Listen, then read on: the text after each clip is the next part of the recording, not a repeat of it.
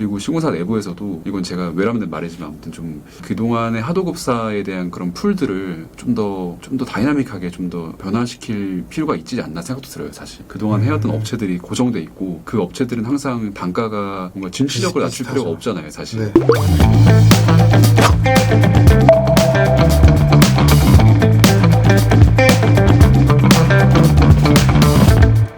개발업을 하면서 저 같은 경우 이제 시행사들이 인허가를 진행을 할 때 강원도 쪽에 바다가 보이는 아파트 사업이었어요. 아파트 사업이었었는데 이제 교통능력 평가를 진행을 하면서 주차장을 외부에 좀 공개를 해야 된다. 여기는 관광지기 때문에 네. 이런 이슈들이 있어서 한 6개의 세대가 날아간 적이 있습니다. 근데 그거를 좀 해결하기 위해서 저희가 사전에 미리 여기 너무 관광지고 하니까 저희가 교통을 위해서 도로를 더 개설하고 이런 걸로 할게요. 이제 먼저 어필을 하니까 2개가 다 이렇게 중복이 됐을 때 그냥 이것만 하세요. 6개 날린 건 좀 그렇네라고 심의위원들이 조금 빼준 경험이 근데 이게 조금 실질적으로 도움이 많이 됐던 케이스들인데 혹시 업무를 진행을 하시면서 좀 시행사들이 들었을 때 혹은 뭐 대주들이나 들었을 때 그런 식으로 좀 실질적으로 이거는 알고 있으면은 조금 사업성 개선에 도움이 될 수 있다 하는 사례들이 아는 게 좋겠어요. 사업성 개선의 사례요? 저럼 일단 인허가적으로 저희가 좀 가끔 생각지도 못한 게 나올 때가 많잖아요. 근데 그럴 때는 항상 말씀하신 사례처럼 대안 제시가 제일 중요한 것 같거든요. 네. 저희 때도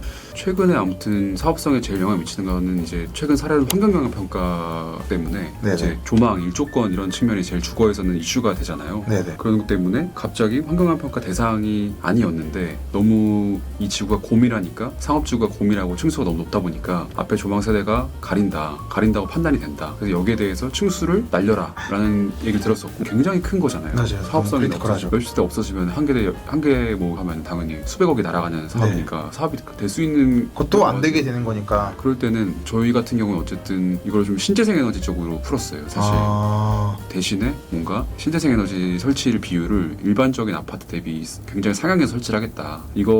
이게 굉장히 어쨌든 나라에서 국가에서 좀 밀어주는 정책이기도 하잖아요. 신재생. 네네. 그래서 대신에 뭔가 층수를 낮추는 건 좀 막아달라. 이런 식으로 제안을 했었고 대신에 공사비는 늘겠죠. 맞죠. 하지만 항상 기브 앤 테이크가 있기 때문에 너무 모든 걸 얻으려고 하는 순간 그 순간 모든 걸 다 이룰 수 있다고 생각하기 때문에 200억 잃는 것보다는 20억 잃는 게 나으니까. 맞습니다. 많은 사례들을 봤을 때는 항상 욕심을 좀 빨리 내려놓고 네. 빠르게 조치해서 좀 고집을 내려놔야 되는 것 같아요. 물론 제가 한 사업이 아니라서 그 에쿼티를 투자한 분의 심경이 어떨지 모르겠지만은 굉장히 가슴이 아프겠죠. 내 돈이 네. 더 수십억이 사업의 이익이 더 줄어든다고 생각하면은 정말 가슴 아프지만은 이럴 때일수록 냉철하게 빠르게 판단을 내려서 필요한 부분의 시퀀스를 따라서 바로 액션을 해야 되고 그런 측면에서 비용 투입이 사실 제일 빠르잖아요. 뭐 주무관을 만나서 어떻게 얘기를 하던 사실 합법적으로 풀 수 있는 거는 어떻게 뭔가 인허가적으로 대안 제시를 어떻게 잘하느냐 이게 좀 말씀하신 사례처럼 중요하지 않나 싶습니다. 요즘. 시행사 입장에서는 또 약간 그런 생각도 할 것 같아요. 괜히 얘 나 등쳐먹은 거 아니야? 약간 왜 그러냐면 공사비라는 게 최근에 진짜 많이 올랐잖아요. 맞습니다. 제 기억으로 2019년도, 20년도에 아파트가 한 310만 원? 이 정도 가격의 수주가 됐었던 것 같아요. 맞아요. 근데 지금 기본 550만 원인데 이것도 이제는 예전에는 10대 건설사랑 아닌 애들이랑 가격 차이가 심했었는데 지금 경기가 너무 안 좋다 보니까 이 아닌 애들의 하도급사가 가격을 너무 비싸게 내는 거예요. 이제는. 그러다 보니까 거의 가격 차이가 3만원에서 4만원밖에 차이가 안 나더라고요. 10대랑 100대랑. 근데 굳이 그러면 시행사 입장에서 단적으로 이제 나올 만큼 공사비가 너무 많이 올랐는데 시행사 입장에서는 또 뭐 뉴스 보니까 프로 정도 올랐다는데 왜 이렇게 너네 결국엔 돈 많이 벌려고 그러는 거 아니야?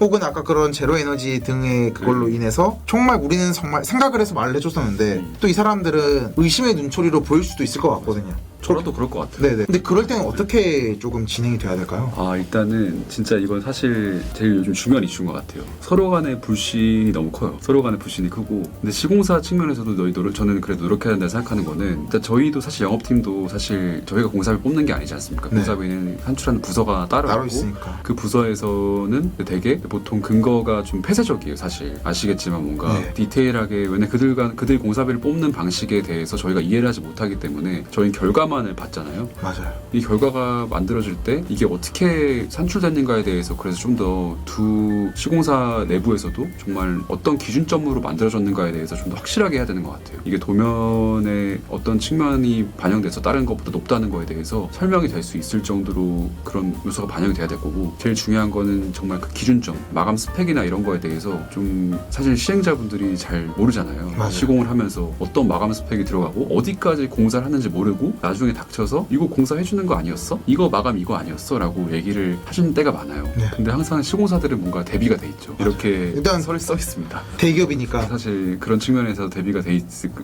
그래서 사실 그렇게 해서 이게 공사비가 얼마가 나왔습니다. 그냥 통보식으로 하는 것보다 요즘엔 이제 어떤 기준점으로 이런 보통 아시는 이런 건물이 있는데 이때보다 물가가 얼만큼 올랐고 어떤 공법에 대해서 기준점 차이가 있는데 이게 최근에는 이 정도 가격 차이가 있습니다라고 좀 저희 시공사에서 뭔가 영업팀 내부에서도 이해할 수 있을 만큼의 그런 커뮤니케이션이 돼야 된다고 생각을 하고, 그리고 시공사 내부에서도 이건 제가 외람된 말이지만 아무튼 좀 그동안의 하도급사에 대한 그런 풀들을 좀 더 다이나믹하게 좀 더 변화시킬 필요가 있지 않나 생각도 들어요. 사실 그동안 해왔던 업체들이 고정돼 있고 그 업체들은 항상 단가가 뭔가 진취력을 낮출 비슷비슷하죠. 필요가 없잖아요. 사실 네. 이들의 물량은 항상 시공사는 공사할 게 많고 이 업체들을 통해서 뭔가 혜택도 많이 받을 거고 이들과의 관계는 항상 유지될 건데 이거를 좀 더 어떻게 개선시키면서 만들어나가. 왜냐하면 이게 영세하다 보니까 원도급사 입장에서는 발주를 줬는데 얘네들이 망했다라거나, 근데 그렇게 되면은 신규 대체 하도급사를 구해야 되는 이슈들 때문에 그게 너무 조금 힘든 것 같더라고요. 맞습니다. 쉽지 않는 것 같습니다. 그렇게 되면은 지금 개발업에서 꽤나 잘하고 계신 걸로 제가 알고 있는데 좀 본인만의 그렇게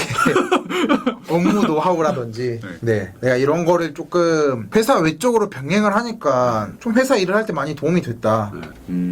몇 가지 요소들이 있는데 첫 번째로는 이제 업무에 대한 저만의 매뉴얼을 만드는 게 제일 큰 것 같아요. 일단은 업무를 하다 보면 항상 많은 사례들도 있고 많은 법들도 있고 기준점이 항상 달라지잖아요. 네. 항상 그때그때 생각해야 되는 것들이 있는데 그걸 다시 찾아내거나 옛날 사례들을 뭔가 다시 복귀시켜가지고 생각을 다시 일으키는 그 순간마저 사실 시간 소요가 많거든요. 그런 소요를 최소화하기 위해서 일단 업무 프로세스를 최대한 뭔가 체크리스트들을 이용하든 뭘 하든 간소화 시켜놔야 된다. 나만의 기준점이 있어야 되고, 그리고 사실 저희가 업무하다 보면 놓치는 부분들이 항상 많은데 그런 부분들 놓치지 않기 위해서라도 저만의 그런 기준점을 항상 만들어야 된다고 생각을 해요. 그리고 그걸 개선시키고 수정시키고 남들에게 팔 수 있을 정도로 책으로 만들어 파신 것처럼 네.